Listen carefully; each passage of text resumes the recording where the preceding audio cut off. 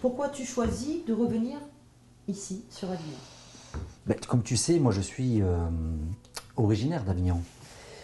Et j'ai jamais trop quitté Avignon bien longtemps, même si effectivement je suis parti sur Paris, à Marseille et même à l'étranger.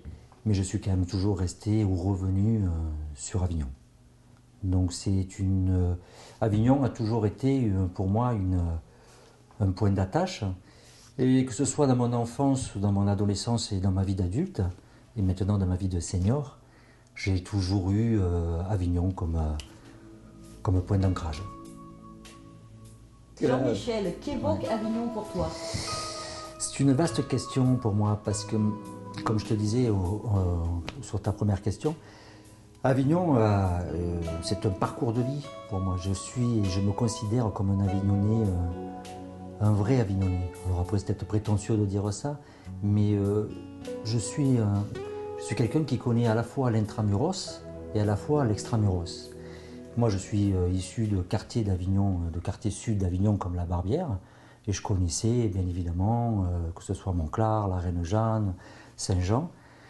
Et au fur et à mesure des années et des rencontres, je me suis rapproché du centre-ville, jusqu'au jour où j'ai découvert vraiment l'architecture ancienne du centre-ville, style les hôtels particuliers, en dehors bien évidemment du Palais des Papes et le Pont d'Avignon, qui sont des références mondiales.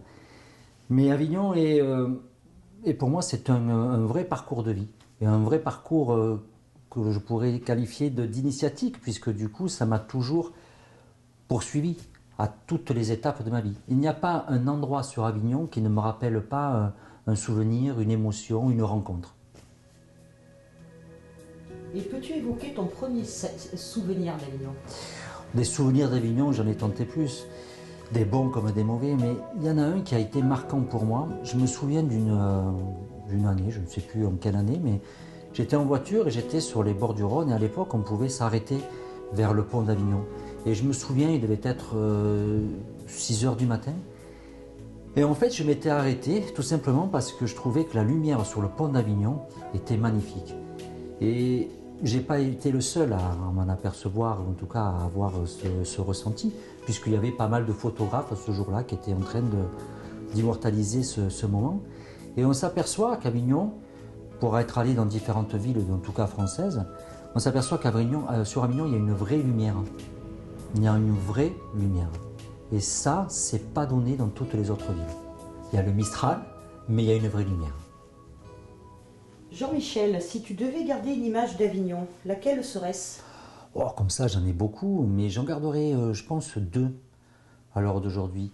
La première, ça serait le Palais du Roure, parce que j'aime son histoire, j'aime les gens qui ont fait de ce palais de ce qu'il est aujourd'hui, que ce soit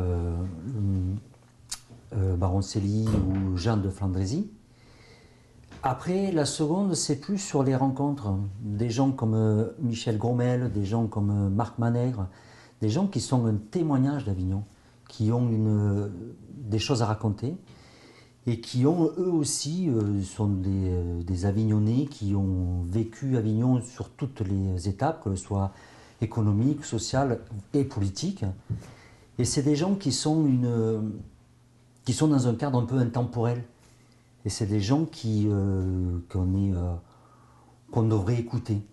Et qu'on devrait écouter dans les écoles, qui devraient donner ce savoir-là, puisque c'est une vraie mémoire avignonnaise. Donc je garde ces 2 images de personnages et à la fois d'un patrimoine avignonnais. Et ma dernière question sera, qu'aimes-tu ou que n'aimes-tu pas sur Avignon? Alors, ce que j'aime sur Avignon, c'est le côté authentique que cette ville a pu garder tout au fil des années ou tout au long des siècles. Parce que quand on se balade sur Avignon, tu peux toujours voir, tu as toujours l'impression de te retrouver, voir au siècle des Lumières. Enfin, il y a un énorme passé dans Avignon, que ce soit les papes et autres. Et tu as l'impression, à chaque fois que tu te balades dans Avignon, que tu peux te retrouver dans l'histoire. Après, ce que j'aime pas aujourd'hui sur Avignon, paradoxalement, c'est que par rapport au Festival d'Avignon, je trouve qu'on associe souvent Avignon au festival et qu'au festival. Donc voilà, bien sûr, ça fait la renommée d'Avignon et tant mieux pour la ville. Mais à partir de là, je trouve qu'on associe trop Avignon et le festival. Donc on a l'impression que c'est réducteur ou que ça se réduit qu'à 3 semaines dans une année. Alors qu'Avignon, mais c'est une ville qui vit, c'est une ville qui essaye voilà, de créer nombre de choses. Il y a beaucoup d'activités sur Avignon. Et je trouve que voilà, il y a un certain potentiel qui est toujours pas mis en valeur.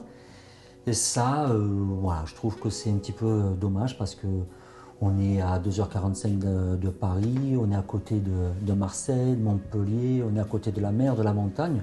Et je pense qu'Avignon n'a pas encore tout dit. Et il y a encore beaucoup de choses à faire dans notre belle ville. Merci Jean-Michel. Je t'en prie Nathalie, tout le plaisir est pour moi.